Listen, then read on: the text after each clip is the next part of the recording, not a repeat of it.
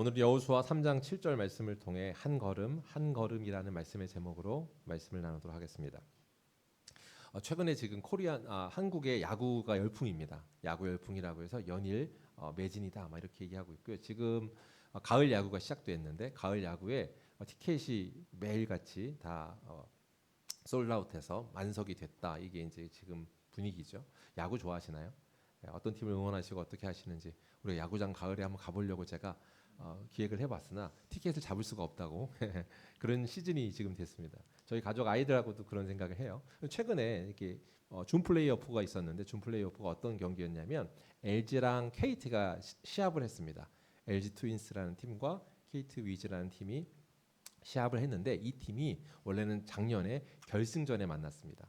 근데 지금 뭐 3, 4위 정도를 싸우는데 만났는데 사람들이 이슈가 됐던 게 뭐냐면 첫 번째 게임도 두 번째 게임, 세 번째가 똑같이 이렇게 뭐 데자뷰 되듯이 작년에 있었던 것처럼 결과가 이렇게 나왔다. 결승타를 누가 쳤고 누가 했다, 누가 이겼다 이렇게 된다라고 하는 겁니다. 그래서 뉴스가 됐습니다. 왜 그러냐면 이 이야기를 해보면 사람한테 어떤 습성이 있냐면 비슷한 걸 보면 비교하는 습성이 있습니다. 비슷한 사건을 통해서 비교하는 습성이 있죠. 그러면서 이게 집중하게 되는데 하나님도 어쩌면 비슷한 사건을 통해 집중하게끔 만드는 일들을 성경에서 종종 사용하십니다. 비슷한 사건이 다시 한번 반복될 때 가르쳐주고자 하는 메시지가 더 집중되게 하기도 하고요. 또한 그것이 중요하기 때문에 반복하는 의미도 있을 겁니다. 오늘 성경에도 어떤 사건이 반복해서 나타나는 장면이 나오는데요. 그건 물과 관련된 사건이에요. 오늘 성경에서 나와 있는 물이라고 하면 떠오르는 여러 가지 중에 이건 단순한 물이 아니라 강을 건너는 사건인데요. 성경에서 물을 건너는 사건 중에 대표되는 것 기억나는 게 어떤 게 있으세요? 예, 출애굽이라고 말씀해 주셨고 그 출애굽 예정에서 건넌 강의 이름이 뭘까요? 홍해. 대답을 김광식 집사님 하실 줄 알았습니다. 네, 홍해 해주셔서 우등생. 홍해가 있어요. 또 하나 어떤 강이 있죠? 요단강, 요단강이 있습니다. 이 강들이 있는데 오늘은 이 두 가지의 강이 비교되면서 보여지는 내용을 설명할 거고 오늘 성경은 요단강을 건널 때의 사건의 이야기입니다. 성경으로 한번 가보실게요. 오늘 성경에서는요 같은 듯 다른 사건을 지금 보여주고 있는데 홍해와 요단강을 잠깐 비교해 보면 홍해를 건널 때는 우리가 잘 아는 것처럼 물이 먼저 갈라지고 그곳을 걸었다. 이게 첫 번째 대표되는 내용이에요. 그런 두 번째 요단강은 물이 갈라지지 않은데 그 입구까지 갔다가 제사장이 먼저 법궤를 들고 들어갔더니 물이 말랐다입니다. 처음에는 이게 갈라졌다면 지금은 걸어가니까 상류에서 물이 막혀서 넘치지 않고 이곳에 마른 땅이 돼서 건너는 것. 그게 조금 차이가 있다면 차이가 있을 겁니다. 같은 듯 다르다라고 할 때는 같은 부분의 의미도 있지만 다른 부분의 의도도 있다는 걸 우리가 알 수 있겠죠. 그런 것들을 한번 생각해 보면 좋겠습니다. 먼저요. 오늘 성경에서 나오는 이야기에 앞서 있었던 홍해는 출애굽기 14장에 가면 나와요. 출애굽기 14장에 홍해 이야기가 있는데 홍해라고 하는 것이 어떤 상황에서 지금 건너는지를 한번 생각해 보자고요. 아까 전에 이 물 하면 뭐가 떠올라요 했더니 이쪽에 있는 우리 이문찬 집사님이 출애굽이요 이렇게 얘기했습니다. 홍해는 사실 출애굽, 다시 말해 애굽을 나오는 것에 있어서 첫 번째 관문이라고 할 수 있어요. 왜 그러냐면 관문이라는 제가 표현을 썼는데 그 홍해를 건너지기 전에는 완전히 애굽으로부터 탈출한 게 아닌 거예요. 왜냐? 우리가 아는 것처럼 바로가 계속 쫓아오고 있습니다. 그리고 그들을 얽어매려고 하고 있다. 그들의 상태가 원래 뭐였어요? 애굽이라는 곳에서 맞아요. 노예였어요. 외굽이라는 곳에서 노예 신분으로 있던 자들이었는데 그들이 지금 여전히 노예 상태로 그들은 생각하고 있어서 내보내면 안 돼. 그러고선 뭘 한 거예요? 추격한 겁니다. 이건 영적인 해석으로 이해할 수 있는데 홍해를 건너는 것 자체는 우리가 영적 죽음을 경험하는 거죠. 그 전에 죄의 노예였던 신분에 있던 자들입니다. 죄의 노예였던 신분에 있던 자들이 애굽의 노예였던 자들이 나오는 것과 동일하게 이해할 수 있습니다. 그래서요 홍해를 건너는 사건을 특히 흔히 이야기하는 걸 세례에 비유합니다. 세례 침례잖아요. 단순히 이렇게 물을 끼얹는 것이 아니라 침례의 의미는 물에 잠기는 겁니다. 잠긴 것의 의도가 뭘까요? 죽음이죠. 나는 죽었다라는 것 그리고 다시 태어나는 것. 새로운 출발을 하기에 앞서 그것을 떠나기에 앞서 들어서는 첫 관문이 뭐예요? 그러니까 홍해인 겁니다. 그럼 한번 질문을 드려볼게요. 예. 무언가를 새로 시작한다는 것도 참 힘든 건데 여러분 새로 시작할 때 어려웠던 여러 가지 생각들이 있을 텐데 첫 관문부터 이렇게 어려운 걸 만나면 마음이 어떤가요? 큰 장벽을 만난. 제가 이제 요번 주간 또 주례가 있고 다음 주간 주례가 있어서 그 연속된 그 형제들을 만났습니다. 그래서 이제 돌아오는 주에 만나는 커플과 그 다음 주에 결혼하는 커플을 만나서 결혼 예비학교 하는 것도 하고 나눔을 했었는데요. 그때 이런 얘기를 하더라고요. 그 형제가 같이 얘기한 건데 신혼생활이라는 거대한 이제 시간을 앞두고 있는데 그 사람들이 하는 말이 결혼 예식 준비하는 것도 이렇게 큰 산인 줄 몰랐어요. 이렇게 얘기하더라고요. 좀 이해가 되시나요? 공감이 좀 되세요? 너무 쉽게 결혼식이 딱 진행이 됐으면 그런지 모르겠지만 결혼 예식을 준비하는데 그 시기에 이렇게 큰 산인지 모르겠어요. 이런 생각이 들어서 이것만 끝나면 될 것 같아요. 이런 말을 하더라고요. 그래서 제가 속으로 얘기했습니다. 아니야, 그거 끝나면 엄청난 일이 있을 거야. 엄청날 거야. 막 풍파가 몰아칠 거야라고 말하고 싶었지만 제가 입을 다물었습니다. 예. 우리는 이해하시죠? 이미 그런 시간들을 해서 격하게 공감하고 있는데 지금 쓸기가 없다고 지금서 끄덕끄덕하는 것 같아요. 예. 그런가 하면 제가 한번 더 해볼까요? 저희가 지금 교회를 시작하면 인큐베이팅이 끝나고 교회 설립이 됩니다. 교회 설립 예배 날짜도 지금 노회랑 얘기를 하고 11월 어느 날로 정하고 있습니다. 그리고 이야기들을 하고 있는데 교회 설립이라고 하는 큰 시작이 시작됩니다. 그러니까 어마어마하게 굉장히 아까 말한 결혼 생활처럼 풍파가 있을 텐데 그것만 힘든 게 아니라 지금 뭐도 힘드냐면 교회 지금 뭐 한다고 하는 리모델링하고 건축한다고 하는 이 한 달여간의 시간이 이것도 엄청 힘들더라고요. 뭐 그 전에 준비한 것도 있었는데 이 시간이 엄청 야 이럴 거면 이거 되겠나? 그래서 제 속으로도 그러면서 빨리 이것만 끝나라 이런 생각이 드는데 아차차 싶습니다. 왜냐하면 이건 첫 번째 관문일 뿐이니까요. 첫 번째 관문도 근데 녹록지는 않더라. 제가 이번 주에 이건 사담으로 제가 적었는데 이번 한 2주 동안만 제가 이 감당 안 된 정신줄을 놓아버린 것 같더라고요. 그래서 막 2주 동안에 이것저것을 막 잃어버렸습니다. 크게 한 4개를 잃어버렸습니다. 뭐 잊어버렸나 봤더니 노트북을 잃어버렸고 휴대폰을 잊어버렸고 스마트워치를 잃어버렸고 제가 좋아하는 녹색 텀블러 있잖아요. 그것도 잃어버렸어요. 그래서 다 잃어버린 거예요. 막 그러다가 이제 4개를 잃어버렸는데 2개는 돌아왔고 2개는 이제 안 돌아왔습니다. 안 돌아왔. 스마트워치하고 텀블러는 이제 안 돌아왔고 노트북은 저기 지금 저기 북쪽에 있는 곳에 이제 갔다가 거기에다가 제가 이 TV 사러 갔다가 거기다 놓고 왔더라고요. 그래서 그제 가서 다시 올라가 가지고 받아왔습니다. 아무튼 뭐 근데 지금 이 결론이 뭐냐면 4개를 잃어버렸는데 안 돌아온 건 아마 안 돌아올 수 있는데 정작 제가 잃어버린 게 뭐냐 싶었는데 뭘 잃어버렸냐면 정신줄을 잃어버렸구나 이렇게 결론 내렸어요. 그래서 아내한테 그랬어요. 내가 정신줄을 잃어버린 것 같아라고 이제 얘기를 했어요. 큰 시작이 있지만 이 관문이라는 것 자체가 가져다주는 어떤 통과하면서 겪게 되는 무언가가 있구나라는 것 정도는 우리가 지금 공감이 될 것 같아요. 그죠? 자, 이런 공감이 되는데 이런 관문이 오늘 성경의 이야기에도 있습니다. 첫 번째 관문은 어떤 거였냐면 아까 출애굽은 시작할 때 건너가는 관문이었다면 오늘은 들어가는 그러니까 거기 나오는 문이었고 여긴 또 들어가는 문입니다. 새롭게 시작하기 위해 어디를 통과하는 문이 있는데 이제는 약속의 땅으로 들어가기 위한 문이죠. 나오는 문이었고 들어가는 문이다. 그 차이가 있을 거예요. 자, 유사한 그런 관문이 물 하나를 만났는데 이 물은 아까 뭐라고요? 요단강이었습니다. 오늘 요단강을 이야기하는 장면이에요. 첫 번째 장면에서 한번 또 비교를 해보겠습니다. 비교하는 게 필요하다고 했죠. 유사한 사건이니까. 홍해를 건널 때는요. 물이 갈라질 때 어떤 행위를 하냐면 지팡이를 이렇게 듭니다.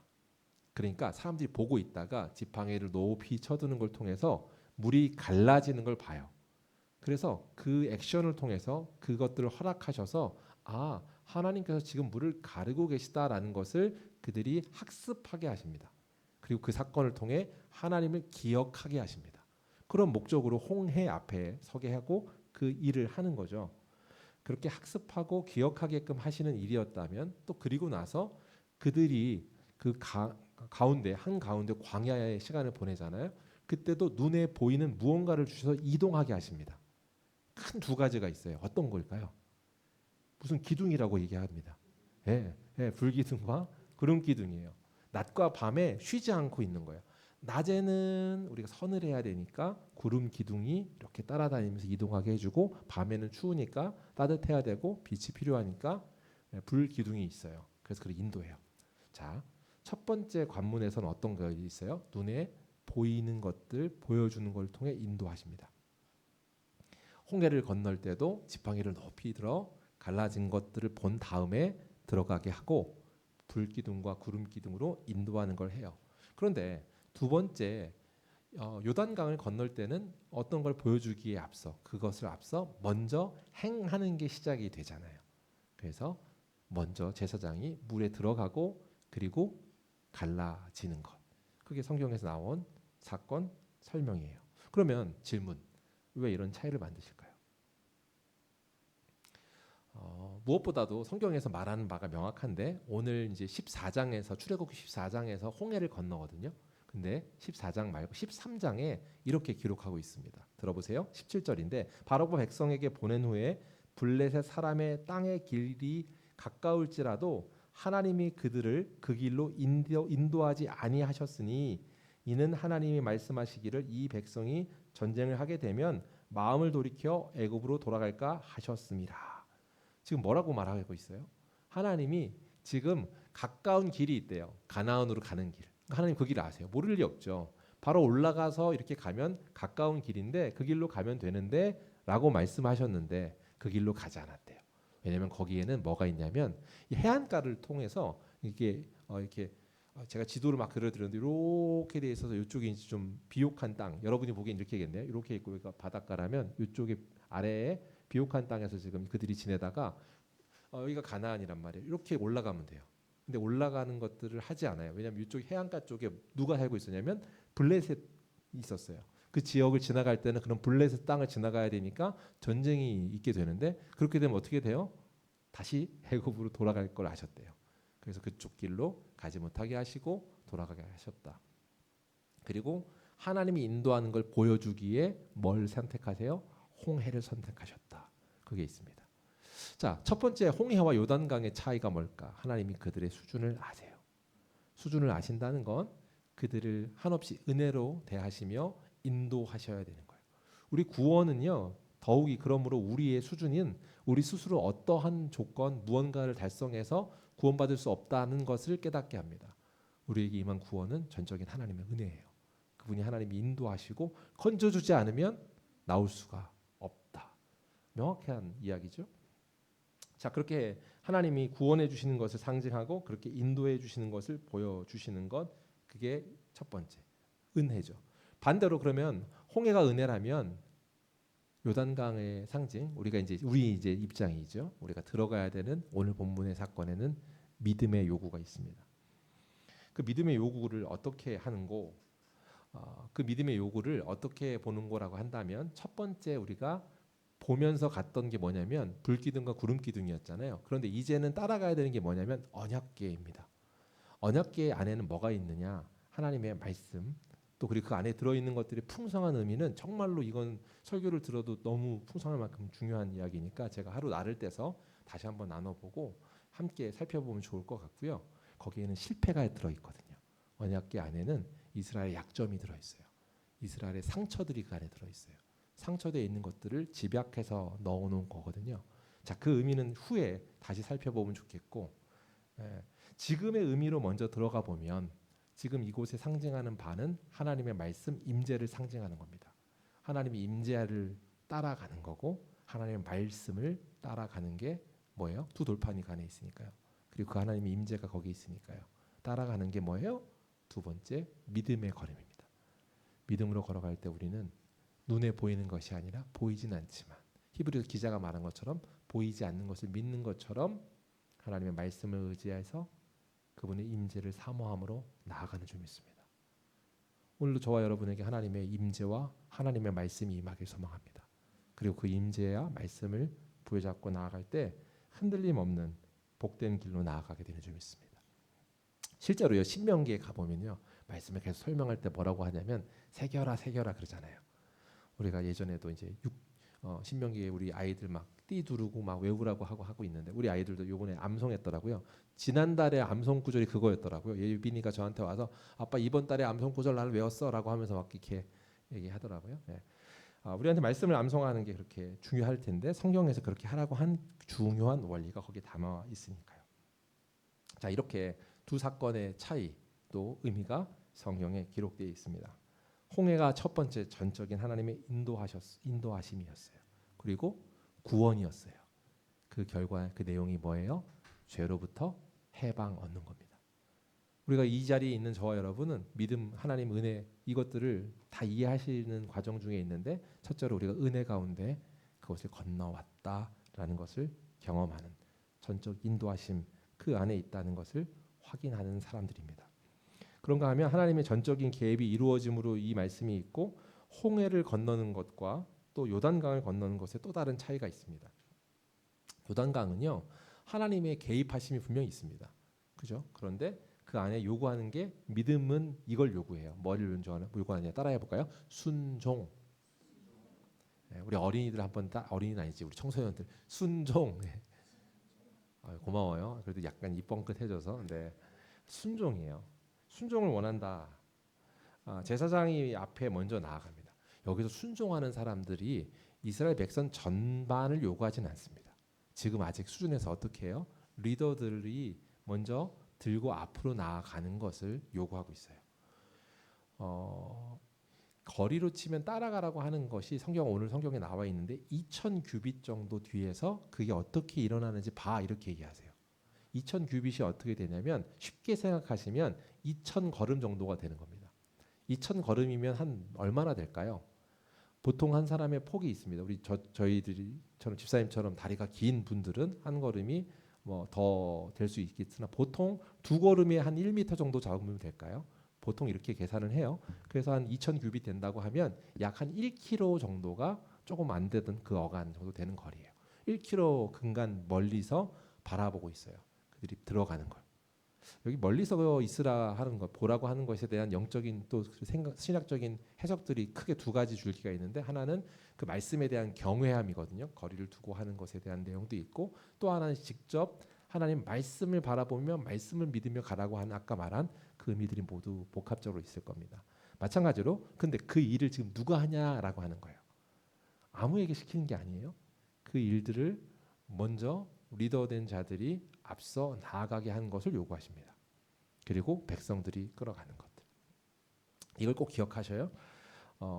이 시간들이 그런 내용들이 영적 성장을 통해 이뤄가는 하나님의 은혜로서의 초대다. 이것이 상징하는 바가 뭐냐? 하나님 이렇게 두 번째 그 말씀에 의거하여 나아갈 때 말씀을 통해서 내가 하나님이 원하시는 걸 발견하잖아요. 그러면 두 번째 죽음이 있어야 돼요. 이게 좀 두 번째 죽음이라는 표현이 명확하진 않겠지만 제가 이해하기 쉽게 얘기하는 거예요. 그건 뭐냐? 우리가 전 존재가 죽은 다음에 새로운 존재가 되었기 때문에 두 번 세례받을 필요는 없어요. 그럼에도 불구하고 요단강을 제가 설명할 때 두 번째 죽음이라고 표현한 건 말씀이 여러분에게 닿았으면 그 말씀 때문에 여러분 자아가 죽는 일이 있어야 됩니다. 말씀을 바라보며 나아가면서 내가 말씀을 알아 오늘 설교를 들었어라고 하는 것이 하등 나와 지식으로만 다가온다면 아무 의미가 없는 거예요. 결국 그 말씀을 통해서 영적 자아, 죽음 그것들을 경험하는 것. 그걸 통해서 우리가 추구하는 방향성 그걸 뭐라고 해요? 성숙하는 것. 첫 번째가 우리 구원의 일이었다면 두 번째 죽음을 통해 이것들은 우리가 성화의 과정으로 간다. 그걸 통해 그걸 이루기 위해 우리에게 요구하시는 것이 요단강입니다. 사랑하는 성도 여러분 이게 이겁니다. 새로운 시간이 출발되잖아요.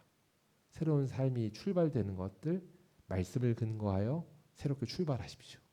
말씀을 근거하여 그걸 따라감으로 여러분이 하나님이 예비하신 새로운 길, 새로운 삶을 향유하는 그 축복의 자리로 나아가는 저 여러분들에게 주의 이름 축복합니다. 이걸 적용해 보면서 저희가 광야의 시간을 보냈습니다. 그리고 이제 두 번째 이제 관문에서 우리가 문을 열고 출발할 거예요. 그러면서 이 시간들을 되짚어 봤습니다.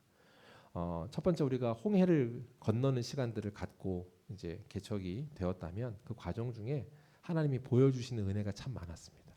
그 그 보여주시는 은혜 중에 하나, 아까 불기둥과 구름기둥처럼 보여주시는 수많은 은혜 중에 하나가 지금 우리가 이제 이곳에서 소리소극장에서 예배하고 사랑하는 교회를 통해서 같이 예배 공간을 이렇게 배려받을 수 있는 은혜의 시간들이 있었던 시간이 하나의 하나님이 보여주신 은혜이죠. 불기둥과 구름기둥처럼 우리가 이제 바람을 막으면서 이곳을 보냈습니다. 그리고 그런 은혜가 우리한테 있었죠. 그랬기 때문에 그 시간 동안 잊지 않고 기도하고 기도했던 것 같아요. 제가 이제 여기 투어하면서 첫날 저희가 확정하기 전에 한 번 예배 드린 적 있잖아요. 저기 그 여기저기 돌아다닐 때 그 파티룸 갔을 때도 있었고 뭐 소극장 오기 전에 저기 세미나룸 빌려서 거기서 한 두세 번 드렸던 비엔에서 있었던 시간도 있죠. 근데 그 전 드리기 전에 여기도 한 번 드리기 위해서 내려왔을 때가 제가 이렇게 들어왔었어요. 여기 들어온 다음에 목사님을 뵀었고 얘기했었고 이곳에서 아이들과 같이 예배하는 곳이라는 걸 제가 알았어요. 그리고 그날부터 제가 잊지 않고 그냥 기도 제목이 어떻게 돼요? 라고 여쭤봤더니 그때 그날 말씀하셨던 목사님이 기도 제목이 두 개였어요. 하나는 우리 아이들을 사랑으로 잘 섬길 수 있는 목회자를 제가 기도하고 있습니다. 라고 하면서 그 기도 제목을 주셨어요. 그리고 두 번째 기도 제목이 뭐였냐면 우리 아이들이 진짜 예수님을 만나서 그 사랑을 알았으면 좋겠어요. 라고 하시는 제목을 주셨어요. 이 두 가지 기도 제목을 제가 선명하게 기억하며 기도하고 그렇게 시간을 1년을 보냈던 것 같아요. 그러면서 이 시간이 우리 광야에 하나님이 우리에게 품고 기도하라고 저 개인적으로 그리고 성도님들한테도 기도 제목을 요청했던 것처럼 품고 기도하라고 보여주신 구름 기둥 같은 곳이었겠죠. 그렇게 시간을 보내게 하셨어요. 그런데 이제 그 시간을 넘어서 이제는 하나님이 요청하는 바가 있었어요. 제가 원래 주저했다면 주저하고 기도하면서 그것을 바라보고 있었기 때문에 시간이 조금 더 뭐 걸리면서 분명한 사인들을 요구했죠. 그 중에 하나가 이제 금액적인 부분에서 상가를 얻는 부분도 있었을 것이고요. 시기적인 면에서 있었고 우리 공동체가 더 단단해지는 면에서의 기도와 바람이 있었습니다. 이것들을 구체적으로 하고 있었어요.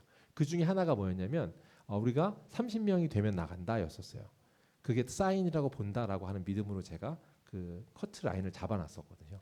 근데 어느 날 또 기도하는 중에 하나님이 주셨던 마음이 뭐였냐면 두 번째 강을 건널 때는 먼저 믿음을 보여준 후에 채우신다라는 마음의 확신과 은혜를 주셨어요.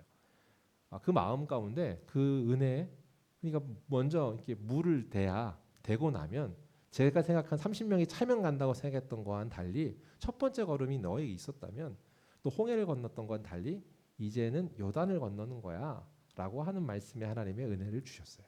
그래서 어떻게 해요? 먼저 발을 떼라고 그리고 그곳에 들어가라고 그 다음에 하나님이 채우신다고 하나님께서 주시는 마음의 은혜라고 생각합니다. 그러면서 두 번째 우리는 요단을 건너는 시기를 준비하고 이제 문을 열려고 하고 있습니다. 그런데 시작하는 일은 앞서 말한 것처럼 어려운 겁니다. 근데 시작하지 않으면 성장하지 않습니다. 하나님께서 단계별로 성장하게 원하시기 때문에 홍해와는 다른 요단강을 건너는 방식과 방법을 정하셨던 것처럼 우리에게 믿음으로 나아갈 수 있는 것들을 요구하세요.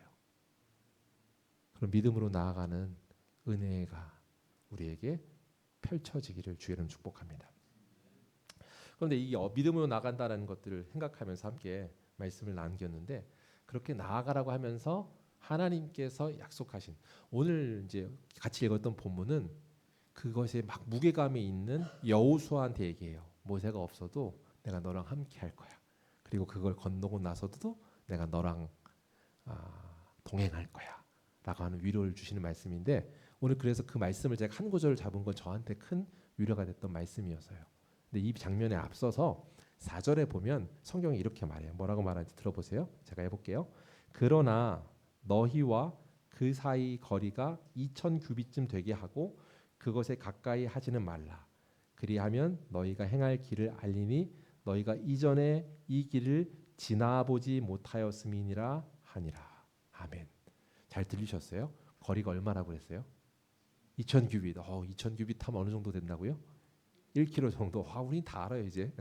보통 이제 900km, 900m에서 1km 어간 사이라고 보는 거리더라고요. 자, 그런데 그것과 동시에 뭐라고 말하냐면 이제 들어갈 길, 그 길을 뭐라고 그래요? 이 길을 지나보지 못하였음이라 했습니다. 이 말은 뭐예요? 이제 너희가 갈 길은 새로운 길이야. 이전에 경험하지 못했던 길이야. 사랑하는 성도 여러분, 우리가 새로운 삶을 하나님이 선물하셨는데 여러분의 삶은 새로우십니까? 여러분의 삶이 예수 그리스도로 인해서 새롭고 풍성하다고 느끼십니까? 주님이 그 자리로 만드시고 초청하셨어요. 근데 그 길을 여러분 누리시는가? 새로운 일을 시작한다고 할 때 갖게 되는 사람들이 주저하게 되는 이유라는 것을 제가 찾아봤더니 책에서 이렇게 얘기해요. 세 가지의 원인을 말한 거였는데 첫 번째는 나태함 때문에 새로운 일을 못한대요. 두 번째는 뭐예요? 분주함 때문에 그렇고 세 번째는 두려움 때문이래요. 나태함 때문에 그렇다. 뭐 그럴 수 있을 것 같아요. 왜냐하면 우리가 익숙함을 벗어나지 못하기 때문에 익숙한 걸 벗어버리는 걸 쉽게 생각하지 않습니다. 죄송한 말인데 이 이스라엘 백성이 40년 동안 광야 생활하면서 광야 생활에 익숙해졌을 겁니다. 그러면서 또다시 물을 앞에 섰다면 저라면 그들이라면 그가 홍해를 건넌 것도 기억도 없고 40년 지났으니까 그 세대는 아니란 말이에요. 그런 그들이 지금 요단강 앞에 섰을 때 엄청 두려웠을 것이고 이미 익숙해진 광야 생활 때문에 주저주저했을 것 분명합니다. 격가지로 한번 얘기해 볼까요? 아브라함이 있습니다. 아브라함이요 갈대아 우르에서 출발했습니다. 그리고 나서 하나님이 고향 땅을 떠나라고 했단 말이에요. 넌 너희 본토 친척 아비 집을 떠나 내가 내게 지시할 땅으로 가라. 내가 너로 큰 민족을 이루고 창대케 하려니 너는 복의 근원이 될 것이라. 창세기 12장 1절에 1, 2정에 나왔단 말이에요. 그 말씀을 가지고 떠났어요. 근데 갈대아 우르를 떠났지만 결국 어디에서 머무냐면 하란 땅에서 머뭅니다. 하란 땅에서 거기서 아버지 데라가 죽습니다. 데라가 죽을 때까지 거기 정착하려고 했습니다. 왜 그랬을까요? 간단합니다. 같은 문명권에 있는 경계선이었어요. 그 문명을 벗어나기가 쉽다 어렵다? 어렵다. 익숙함을 떠나는 게 쉽다 어렵다? 어렵다. 한편으로 이제 더사람교회 이제 저희 오신 분들도 여러분들이 첫 번째 큰 익숙함을 그 베네피트를 놓고 이곳에 오셨죠. 예, 주저하지 마십시오. 하나님이 하나님의 말씀 가운데 주시는 또 다른 부어 주심이 있을 겁니다. 다만 그러기 위해서 하나를 해야 돼요. 우리의 익숙함이라고 하는 것들이 전부 아니라는 것을 고백하고 그거를 내려놓는 것. 그렇지 않으면 하나님이 준비한 새 길의 맛을 은혜를 누릴 수 없다. 두 번째로 그런가 하면 익숙함과 분주함, 나태함이 있을 수 있습니다. 나태함이라고 하는 것, 영적 둔감이라고 하는 것. 성경의 인물들을 같이 생각해보면 엘리 제사장이 대표적으로 그럴 겁니다. 그가 자식들이 타락한 것도 몰랐죠. 자식들이 타락한 것 몰랐을 뿐만 아니라 사무엘이 왔을 때 하나님이 사무엘을 부를 때 3번이나 들을 때까지 그가 둔감해져서 캐치하지 못합니다. 그런 상황들을 우리가 잘 알고 있어요. 영적 둔감함일 수도 있고요. 분주함일 수도 있습니다. 분주함 하면 떠오르는 사람 우리 대표적으로 마르다 생각할 수 있어요. 마르다의 분주함이 그걸 하느라고 하나님께서 원래 주시려 했던 은혜랑은 무관한 길로 갈 수 있죠. 또 하나 두려움 큰 거죠. 보통요 뭘 못하겠어요. 제가 청년 사역 오래 했으니까 젊은이들이 와서 상담을 하잖아요. 그러면 못하겠어요 할 때 뭐 때문에 못한다고 하면 이런 표현을 좀 많이 써요. 저에겐 트라우마가 있어요. 그거 못하겠어요. 또 그럴까 봐요. 그게 두려워요. 트라우마를 하나님이 안 줬는데 본인들이 막 만들어서 갖고 있을 때가 많잖아요. 그죠? 못 넘어가겠다는 이유를 만들 때도 있어요. 이런 거예요. 저 상처받을까 못하겠어요. 마찬가지로 그것이 또 하나 두려움일 겁니다. 지금 학자가 얘기한 것들은 이런 것들 제가 성경적 인물이 있나 하고 찾아본 것 이렇다면 오늘 사건에서 만난 두려움은 아까 말한 것들 중에 이 내용 중에 이 주저함의 이유를 찾아본다면 아마 두려움 때문일 겁니다. 요단강이라고 하는 곳에 섰으니까 그곳에 있어서 익숙함의 그 근본 내용 마음에 본디 갖고 있는 생각도 두려움이겠죠. 두려움인데 오늘 성경에서 두려움 가운데 있는 사람 하나를 소개하고 오늘 말씀을 마무리할까 합니다. 성경에서 두려움 가운데 있는 사람들의 무리가 있었습니다. 그게 사무엘상에 나와 있는데요. 들어보세요. 17장에 나와 있습니다. 사울과 온 이스라엘이 블레셋 사람의 이 말을 듣고 놀라 크게 두려워하니라. 이렇게 해서 사람들이 사울 왕과 함께 두려웠다 해요. 이것은 어느 시기일까요? 사울 왕이라고 하니까 사울 왕이 통치하던 시대고요. 지금 전쟁 가운데 있었나 봐요. 그 앞에 섰던 사람이 누구래요? 블레셋이라고 합니다. 우리 블레셋 하면 떠오르는 아주 어마어마한 사람이 있습니다. 엄청 큰 사람이에요. 예, 누구죠? 골리앗. 예, 골리앗이 있습니다. 이 장면은 다윗과 골리앗이 싸우는 장면이 기록되어 있는 성경이에요. 사무엘상 17장에 나오죠. 그때 그들이 조롱해요. 골리앗이 큰 언덕 위에 올라와서 사람들을 향해 막 해요. 야, 지금 전쟁을 하려고 너희가 쭉 도열하고 있느냐? 내가 나왔다. 너희가 믿는 하나님을 내가 조롱한다. 그러니 나와서 나랑 겨루어 싸우자.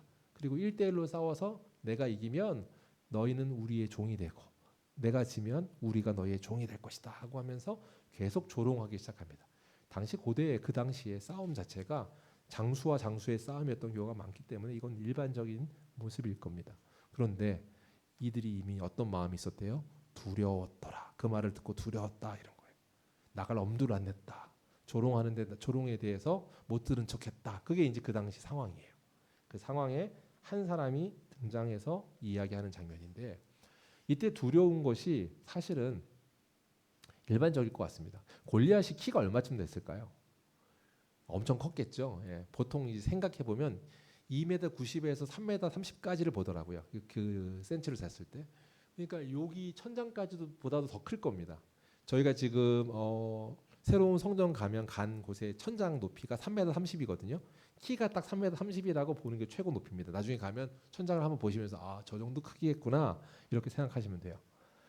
그렇게 엄청 큰 장수와 나와서 1대1로 싸워서 내가 자신 있어 할 수 있는 사람이 누가 있을까요?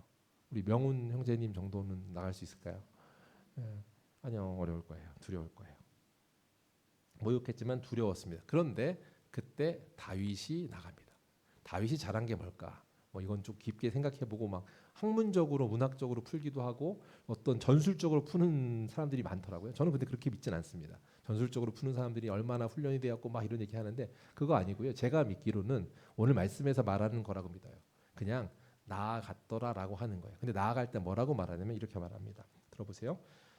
다윗이 블레셋 사람들에게 이르되 너는 칼과 창과 단창으로 내게 나아오거니와 나는 만군의 여호와의 이름 곧 내가 모독한 이스라엘 군대의 하나님 이름으로 내가 나아간다. 그가 명확하게 알고 있습니다. 지금 네 말은 틀렸다라는 걸 알고 있습니다. 말씀에 근거해서 만군의 여호와라는 걸 내가 알고 있다라고 하는 믿음으로 나아갑니다. 하나님을 믿음으로 근거하는 것, 말씀에 근거하여 그분이 누구라고 하는 것을 정확하게 이해하고 그 말씀에 근거한 믿음을 따라 나아가요. 그러면서 뭐라고 말해요? 네가 모독한 그 만군의 여호와의 이름 때문에 내가 나아간다 하고 이야기합니다. 여기서 그가 한 행동은 뭐냐? 나아가는 겁니다. 두려움이지만 그 두려움에서 익숙함 때문에 무엇 때문에 못 움직이는 그 상황에서 한 걸음을 떼는 것, 그것이 첫 번째 홍해를 건널 때의 수준과는 다른 요단강을 건널 때 하나님 요구하셨던 것과 동일할 겁니다. 요단강이 두렵죠. 범람하는 시기예요. 사실 이 시기가 요단강을 건너는 것, 그 장면을 묘사해 본 거 보면 물이 엄실엄실 범람해서 거기 들어가면 죽겠지라고 생각하는 죽음의 공포가 있어 당연히 엄두를 못 내는 그때 명령에 따라 한 걸음을 내디디며 나아가는 리더들, 그들을 명령에 따라 순종하는 걸 보며 따라가게 합니다. 바라건대 아직 30명이 됐어. 이것과 우리 30명이 목표가 아니기 때문에 그건 무관하지만 제가 기도하고 기도했던 그 시간에서 제 생각과 제 설계가 아닌 하나님의 계획과 설계에 따라 나아가는 걸음을 그렇게 정의했어요. 한 걸음의 믿음의 고백이라고. 그래서 오늘 말씀의 제목을 한 걸음이라고 정했습니다.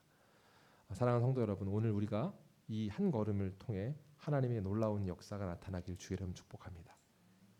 우리는 새로운 존재입니다. 우리가 잘 알고 있는 것처럼 우리는 새로운 피조물이라고, 이전 것이 지나갔으니 새 사람이 되었다고 하시는 하나님의 말씀을 믿습니다. 고린도서 5장 17절의 그 말씀이 우리의 존재를 설명해요. 사랑하는 성도 여러분, 우리가 새로운 존재인지요. 여러분 새로운 존재로서 나아가십시오. 여러분의 삶과 상황에서 두려워서 주저하는 건 뭐예요?